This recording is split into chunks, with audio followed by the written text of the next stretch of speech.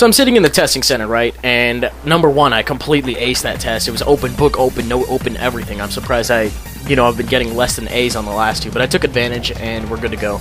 But the reason I'm here with the second upload is because, I felt bad that I'm not going to end up streaming and that other upload was kind of short. So I figure I'll give you guys two of these today, which is, unusually out of character for me. But, yeah, here you go. So, this one's versus Tacosx. We both decided to bring some less than conventional things. So, he leads with an Embor, I lead with a main Chow, and I'm just going to go ahead and hit him with a Fake Out.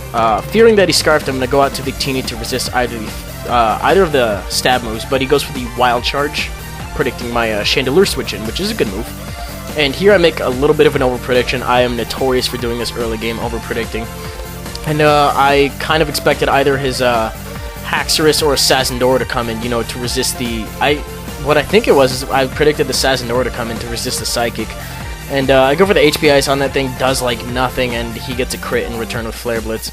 So here I expect him to switch for sure, and I go for the Thunder to either try to paralyze an incoming switch-in, or to, take this thing out. And he didn't switch out, and it took him out in one shot, so no need for paralysis when you're dead. Anyways, it's a double down, so I'm going to bring in main Chow again. That sounds weird. Can I just say Kajando? I really want to. Okay. So I'm going to go for the Fake Out on his Braviary here. Do a decent amount of damage. I don't really care about life or recoil. Damage is damage. I'm just going to go ahead and... I'm going to stay in because for some reason I didn't really suspect him to be Scarfed, this thing in general. And if he was, then that was a... No, he wasn't. But if he was, then that would have been useful information is what I meant to say. Anyways, he brings in his Haxorus now. As useful as I want Kajando to be on Sazendora later, Hydreigon, I'm just going to keep saying the Japanese names, it bugs me. Anyways, I go for the High Jump Kick, doesn't quite take it out, I just don't want him setting up. So, if he went for a Dragon Dance on that turn, then I could have gone out, come back in with a Fake Out and whatnot, and that would have been good. But he actually just ends up going for that Outrage right now, which is great, because he's locked in, he can't switch out, so I'm going to go into my Sceptile and hit him with a Dragon Pulse and take him out. And this is a Choice Spec Sceptile, so I know that he has a Sazendora on his team thanks to the team preview, so I actually locked myself in on Dragon Pulse just for that. But he brings it in now, and he has other pokes, and I'm thinking, yeah, he's Scarfed. So, I'm going to go ahead and go out to Chandelier here, Chandera, not really that leap of a gap there, so I might as well, but whatever. Anyways, I do predict the fire move correctly and get the Flash Fire boost, so he decides he's not going to want to stay and give me another one. So I am going to go ahead and go with the Stab Fire Blast. This is a Scarf Timid Chandera, so if it was modest, spoilers, I would have been able to take it out. That little bit of damage would have been nice.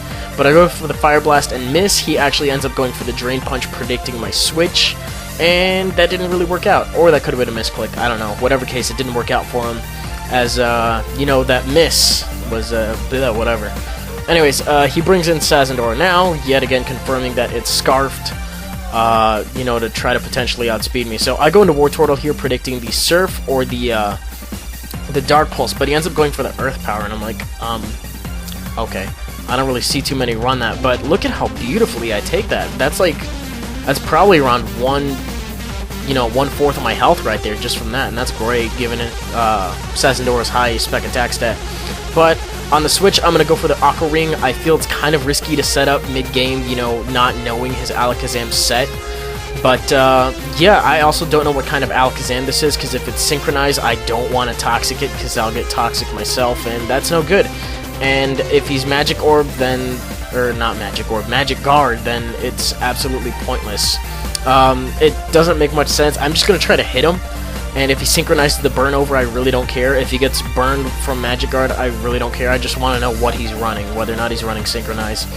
And I go for the Protect, to get one more turn of Aqua Ring and actually live the next Energy Ball, which is awesome, because that means I'm going to be able to hit him with one more Scald, leave him at about half health, and I can come in with Chandera or, anything else. I was just trying to fuck around and trying to get use out of Wartortle at this point in the match, to be honest, because I think this was one of those matches where I was absolutely desperately trying to use something on my team and have it work, and it didn't really work out.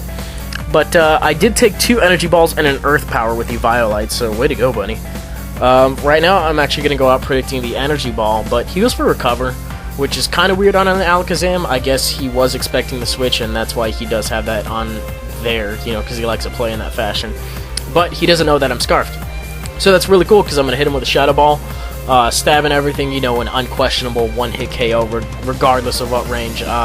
Chandelure makes a great Scarf Revenge killer, and if he slaps specs on it, you know, it'll just tear through teams, and its speed isn't that bad without a Scarf, too, so I like this poke as well. Anyway, in comes Sazendora yet again for the third time, out to lock itself in on something. War Turtle's low on health. As much as I want to use it, I'm just going to send it in as death fodder to see what move he locks himself in on. It turns out he's a mixed Sazendora, and he has Outrage. So I'm thinking, oh, my Tauros for some reason is magic and has Intimidate and Sheer Force at the same time.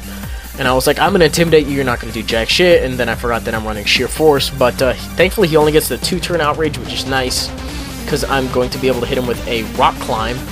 And yeah, I don't think that actually does end up taking him out, but I do still have he does still have the Confusion Hack, so I can, you know, bank off of that. I also think I have like 3 other pokes or something like that. So he does end up hitting himself. There was a very slim chance I would have been able to live that Outrage anyway, so barring a Rock Climb miss, that would have been game right there on the spot. So that was a good game, Tacos. Very much enjoyed that one. And yeah, I don't know what to talk to you guys about. I don't think I'm going to be streaming tonight. Probably just going to end up recording some Let's Play episodes, because I am starting my next one on the LP Mosh Pit when it opens. And yeah, I also got to be well rested, because yard work in the sun tomorrow. I don't really understand why we're doing it in the middle of April when we could have done it earlier, but whatever. Anyways, that is going to be it for both of today's uploads. I am honestly surprised I did 2, but I love you guys. So anyways, that will be it, and I'll see you guys later. Peace.